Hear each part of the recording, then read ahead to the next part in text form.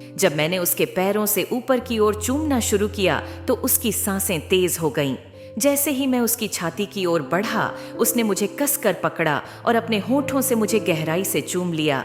ऐसा लगा जैसे वह कई दिनों से इस पल की भूखी थी।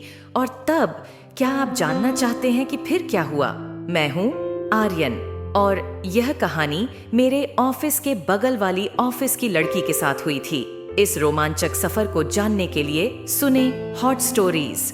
अपना हेडफोन लगाइए और डूब जाइए इस प्रेम कहानी में। हर पल आपको बांध कर रखेगा। यह बात कुछ 3 साल पहले की है। तब मैंने इस ऑफिस को नया नया ही ज्वाइन किया था। उस वक्त मेरी जॉब सुबह सबसे पहले ऑफिस आकर उसकी सफाई करना था। एक दिन की बात है, यह सर्दी का मौसम था। मैं हमेशा की तरह सुबह जल्दी उठकर ऑफिस गया। यही कोई सुबह के 9-10 बजे होंगे। मैंने ऑफिस खोला और अपने काम में लग गया। मेरे सामने वाले ऑफिस में मेरा दोस्त काम करता था। सफाई करने के बाद उसने गलती से अपनी बाल्टी का पानी ऑफिस की गैलरी में डाल दिया था और सारा पानी सभी ऑफिसों के दरवाजों तक आ गया। उसी वक्त सामने वाले ऑफिस की एक लड़की आई और मुझे डांटने लगी, जबकि मैंने कुछ भी नहीं किया था। उसने मेरी कंप्लेंट भी कर दी कि मैंने भारी पानी से भरी बाल्टी फेंकी है। बिना किसी गलती के डांटे जाने से मैं बहुत गुस्से में था। मैंने अपने वरिष्ठ अधिकारी से कहा, सर, ये काम मैंने नहीं किया है। लेकिन उस लड़की ने मानने से इनकार कर दिया। थोड़ी देर बाद मेरे दोस्त ने उस लड़की को बताया कि गलती उसकी थी, लेकिन तब तक वह मुझे बेइज्जत कर चुकी थी। मैं उसकी गलतफहमी और अनजाने में हुई बेइज्जती के बारे में सोचता रहा। बाद में मेरे बॉस ने मुझे बाहर कुछ काम से भेजा। उसी समय वह लड़की भी ऑफिस से बाहर आ रही थी और हमारी टक्कर हो गई। उसने सॉरी कहा और हंसते हुए बोली, गलती से टक्कर लग गई। लेकिन मैं कुछ नहीं बोला और अपने काम पर चला गया। जब मैं वापस आया तो वह गैलरी में ही खड़ी थी। उसने फिर से माफी मांगी। मैंने कहा, बार बार माफी क्यों मांग रही हो? मैंने तो कुछ नहीं किया। उसने कहा, सुबह भी आपकी गलती नहीं थी, लेकिन मैंने फिर भी आपको डांट दिया। मैंने कहा, कोई बात नहीं, आपको अपनी गलती का एहसास हो गया, यही बहुत है। इस बात के बाद हम अच्छे दोस्त बन गए। 3 दिन बाद की बात है। शाम को तेज बारिश हो रही थी। घर जाने का समय हो गया और वह भी घर जाने के लिए तैयार थी। मैंने उसे कहा कि मैं उसे घर छोड़ देता हूं, लेकिन उसने मना कर दिया।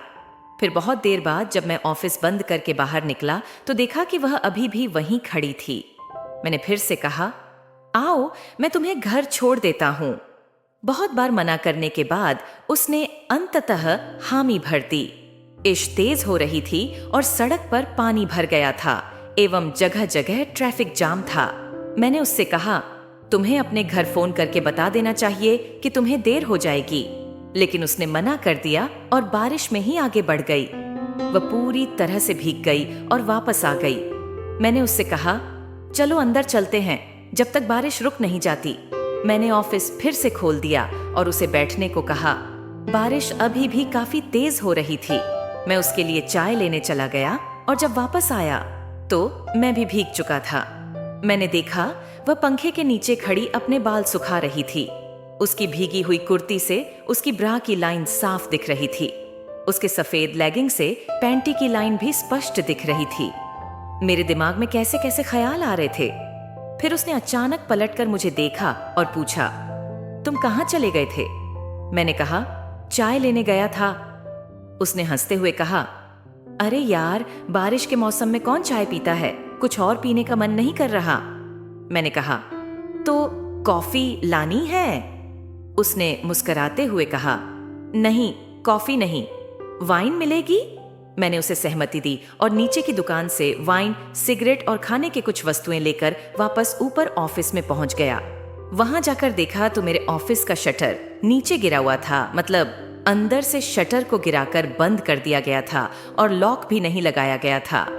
मैंने जैसे ही शटर ऊपर किया तो देखा कि उसने अपनी कुर्ती और लेगी उतार रखी थी। वह रेड कलर की ब्रा और ब्लैक पैंटी में बैठी थी। उसे इस तरह से देखकर मेरे होश ही उड़ गए। उसने मुझसे कहा, जल्दी से शटर को नीचे कर दो, मैं बिना कपड़ों के हूं तो कोई मुझे ऐसे देख ना ले। मैंने शटर गिरा दी और उसे ही देखता रहा। उसने मुझसे सिगरेट की डिब्बी और माचिस लेते हुए कहा, ऐसे क्या देख रहे हो?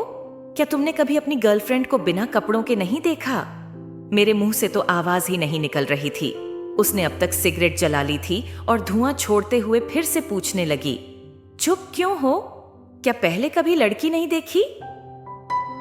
मैंने सिगरेट के धुआं को बाहर निकालने वाला फ्रेश एयर फैन चालू करते हुए जवाब दिया, मेरी कोई गर्लफ्रेंड ही नहीं है और मुझे तो अभी तक तुम्हारा नाम तक पता नहीं है। उसने हंसते हुए मुझे अपना नाम बताया। मेरा नाम अनाया है। दोस्तों, उसका कसा हुआ जिस्म देखने के बाद, और वह भी बिना कपड़ों के, मेरा तो ठंड में भी पसीना निकल रहा था। उसने मुझसे ग्लास लाने को कहा तो मैंने उसको एक ग्लास दे दिया। उसने पूछा, क्या तुम नहीं पियोगे? मैंने कहा, नहीं, मुझे बाइक चलानी पड़ेगी।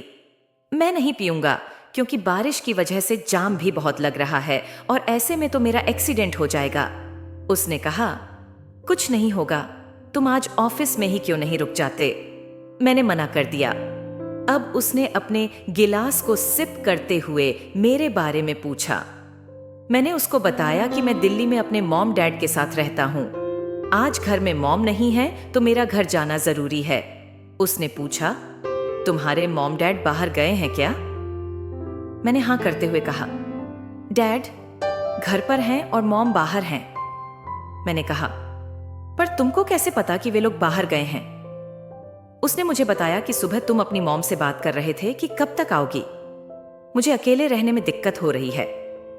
तब मैंने सुना था और तभी मैंने तुमसे कहा कि आज तुम ऑफिस में क्यों नहीं रुक जाते। मैंने कहा, तुमको भी तो घर पर छोड़कर आना है। उसने कहा, तुम मेरी टेंशन मत लो, अपनी ड्रिंक लो। मैंने एक पैग उठा लिया। हालांकि मुझे वोदका पसंद नहीं है, लेकिन बारिश का मौसम था और एक लड़की के साथ उसकी पसंद की दारू पीने में फिलहाल मुझे कोई गुरेज नहीं था। मैंने अपने घर पर डैड को फोन करके बता दिया कि हो सकता है आज मैं ऑफिस में ही रुक जाऊं। फोन काटने के बाद अब मैंने तय कर लिया था कि मुझे रात को ऑफिस में ही रुकना है। बाहर कहीं जाना भी नहीं है तो मैं अनाया के साथ पैग पर पैग लगाता गया। बहुत देर तक दारू पीने के बाद उसने मुझसे मेरी गर्लफ्रेंड के बारे में पूछा तो मैंने साफ कह दिया कि मेरी कोई गर्लफ्रेंड नहीं है। उसने सीधे ही बोल दिया, फिर तुम्हारी घोड़े की सवारी लाइफ कैसे चल रही है? मैंने भी नशे की हालत में बोल दिया, तुम हो ना देखने के लिए। उसने हंसकर कहा, मुझ में ऐसा क्या है? मैंने उसके देखते हुए कहा, सब कुछ तो है तुम्हारे पास। इसी से मेरी घोड़े की सवारी लाइफ मस्त चल रही है। वह बोली, बस मुझे देखने से लाइफ कट जाएगी तुम्हारी? मैंने कहा, ऊपर भगवान बैठे हैं, एक ना एक दिन तो वे भी सुन ही लेंगे। उसने कहा, जरा सोचो, अगर मैं तुमको पूरी एक नाइट के लिए मिल जाऊं तो तुम क्या करोगे? मैंने सिगरेट का कश खींचते हुए बोला, ऐसा हो ही नहीं सकता कि तुम मुझे मिल जाओ। उसने कहा, सोचने के पैसे नहीं लगते हैं, सोचो तो। मैंने उससे कहा, तुम मेरे बारे में गलत सोचने लगोगी। उसने कहा, ऐसा कुछ नहीं है, अभी हम दोनों दोस्त हैं, दोस्ती में कोई अच्छा या बुरा नहीं होता। तुम बताओ कि अगर मैं तुमको पूरी नाइट के लिए मिल जाऊं तो तुम क्या करोगे? मैंने उससे कहा, पहले किससे शुरू करूंगा और फिर तुम्हारे साथ घोड़े की सवारी करूंगा। वह बोली, और कुछ? मैंने बोला, बस। वह बोली, बस तुमने कभी सोचा अगर तुम मुझे पूरी नाइट के लिए मिल गए तो मैं क्या करूंगी? मैंने बोला, ना। तभी हमने अपना लास्ट पैक भी खत्म कर दिया। मैंने बोला, बताओ तुम मेरे साथ क्या करोगी? तभी उसने उठकर मेरे होंठों में होंठ लगा दिए और मुझे किस करने लगी। मैं हैरान रह गया कि यह क्या हो रहा है। मेरे दिमाग में हजारों ख्याल एक साथ दौड़ गए। एक तरफ वो अद्भुत एहसास जो मैंने शायद पहले कभी महसूस नहीं किया था, और दूसरी तरफ मन में उठ रहे सवाल कि यह सब सही है या नहीं। लेकिन उस पल में सब कुछ जैसे थम सा गया था। उसकी सांसों की गर्मी और उसके होंठों की मुलायमियत ने मुझे पूरी तरह से मदहोश कर दिया था। उसने एक हाथ से मेरे चेहरे को प्यार से पकड़ा और दूसरे हाथ से मेरी कमर पर मजबूत पकड़ बना ली थी। मैंने उसके गले में अपने हाथ डाले और हम दोनों उस पल में पूरी तरह खो गए थे।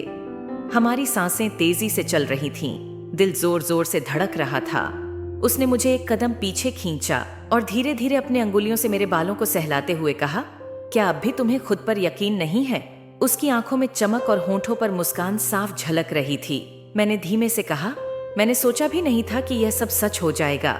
मैंने उसके चेहरे पर अपने हाथ फेरते हुए उसकी चमकती आंखों में देखा, जो गहरे आत्मविश्वास से भरी थीं। उसने फिर से पास आते हुए कहा, यह सब एक जादू जैसा है, बस तुम्हें इस जादू पर विश्वास करना होगा। हम दोनों ने एक दूसरे को गले लगाया और वह मेरे कंधे पर अपना सिर रखकर बोली, चलो ये रात हमारे लिए खास बनाते हैं। मैंने उसे धीरे धीरे अपने हाथों में उठाया और उसे बॉस की टेबल पर बैठा दिया। उसके चेहरे पर बिखरी हुई मुस्कान ने मुझे और भी आकर्षित किया। मैंने उसके गुलाबी होंठों को फिर से चूमा और यह किसी सपने जैसा लग रहा था। सच में यह वही लम्हा था जब मैंने खुद को पूरी तरह से खोल दिया था। उसके साथ बिताए उन पलों ने मुझे एहसास दिलाया कि कभी कभी जिंदगी में कच्चे एहसास ही सबसे ताजगी भरे और सही साबित होते हैं। जब रात का अंधेरा हर चीज पर फैल गया और कमरा हल्की रोशनी से भर गया, हम दोनों अपने बिस्तर पर लेटे थे, एक दूसरे की आंखों में खोए हुए। धीरे धीरे मैंने उसकी उंगलियों को अपने बालों में महसूस करते हुए कहा, तुम्हारे बिना मेरी दुनिया अधूरी है। मेरी आवाज में एक गहरे प्यार का समंदर था। वह मुस्कुराई और उसके होंठों ने मेरा हाथ अपने चेहरे पर रख लिया। उसने धीरे से कहा, और तुम मेरी जान। उसकी आंखों में प्यार का एक अनोखा आभास था, जो हमारे रिश्ते की गहराई को बयां कर रहा था। हमारे बीच की निकटता में एक ऐसी मिठास थी जो शब्दों से परे थी। मैंने धीरे धीरे उसे अपनी बाहों में लिया, जैसे कि दुनिया की सारी खुशियां हमारे इस छोटे से आलिंगन में थीं। उसकी धड़कनें मेरी छाती से लगकर मेरे दिल की गहराइयों तक पहुंच रही थीं। धीरे धीरे मैंने उसके शरीर को चूमना शुरू किया। सबसे पहले मैंने उसके पैरों को चूमा, मानो मैंने सारी श्रद्धा और प्रेम उसके पैरों में उंडेल दिया हो। फिर मैंने उसका चेहरा अपने हाथों में लेकर उसके होंठों पर गहरा चुंबन दिया। मेरे होंठों ने उसके चेहरे की सभी जज्बातों को महसूस किया, जैसे कि हम दोनों एक दूसरे में पूरी तरह खो गए हों। इसके बाद मैंने उसकी नाभि को चूमा, जिसमें हमारी निकटता और भी गहरी हो गई। मैंने उसकी जांघों को चूमा और फिर उसकी छाती पर अपना होंठों का स्पर्श दर्ज किया, जैसे कि मैं हर चुंबन के साथ अपने प्यार को लिख रहा हूँ। मैंने उसके कंधों पर, उसके गले पर और उसके माथे पर भी चुंबन दिए, जैसे कि उसके हर अंग में अपने प्यार की मुहर लगा रहा हूँ। उसकी आंखें बोल रही थीं, तुम मेरे हो और मैं तुम्हारी। मैंने उसकी तस्वीर अपने फोन में उठाकर छाती से लगाकर कई बार चूमा। उसकी आंखों में देखने के बाद हम एक दूसरे में इस गहराई से खो गए कि बाहर की दुनिया का कोई होश न रहा। हमारी रात इस तरह से कई बार इस गहरे प्यार में डूबती रही। हर आलिंगन, हर चुंबन और हर शब्द हमारे प्यार को और भी गहरा बनाते गए। हम घंटों तक एक दूसरे को प्यार करते रहे, कभी एक दूसरे की आंखों में खोए रहे, कभी एक दूसरे के दिल की धड़कनों को महसूस करते रहे। कब हम सो गए इसका पता हमें खुद भी नहीं चला। हमने खुद को और एक दूसरे को उस रात में पूरी तरह खो दिया था। सुबह की पहली किरण ने जब हम दोनों को जगाया तो वह पल भी बेहद खास था। कांच की खिड़की से आती रोशनी उसके चेहरे पर पड़ रही थी और मैं बस उसे निहार रहा था। उसने अपनी आंखें धीरे धीरे खोलीं और मुस्कुराई। उसकी मुस्कान में एक अनोखी चमक थी जो रात की मधुर यादों को ताजा कर रही थी। वह बोली, कल रात जो हुआ वह सिर्फ एक शुरुआत थी। उसकी आवाज में एक गहरी गंभीरता और मुलायम लहजा था।